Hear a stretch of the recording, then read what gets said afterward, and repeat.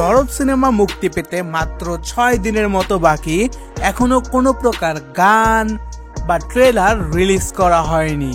তবে এই সব কিছুর পরেও ইন্টারনেটে দরদের একটা গান ভাইরাল হওয়া শুরু করেছে। ভিডিওর শুরুতে আমরা যেই গান দেখতে পেরেছি সেই গানটি হচ্ছে নোবেলের, যেটা দরদ সিনেমায় থাকতে যাচ্ছে। গানটা শুনে বোঝা যাচ্ছে যে এটা একটা পার্টি সং এবং দুলু মিয়ার এন্ট্রিতে এই গানটাকে বাজানো হবে।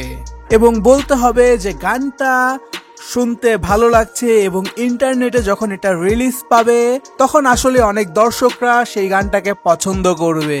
এবং এটাও বলা যায় যে এই গানের মাধ্যমে নোবেলের ক্যারিয়ারে একটা নতুন মোড় আসতে যাচ্ছে। দরদের এই গান অথবা অন্যান্য সব গানগুলো কবে রিলিজ পাবে তার তো কোনো প্রকার নিশ্চয়তা নাই, তবে বলা যায় যে গানগুলো ভালো পারফর্ম করবে। তবে হ্যাঁ, দরদ সিনেমার এই গানগুলো যদি আগে রিলিজ করা হতো তাহলে দর্শকরা আরো সিনেমাটাকে নিয়ে এক্সাইটেড থাকতো।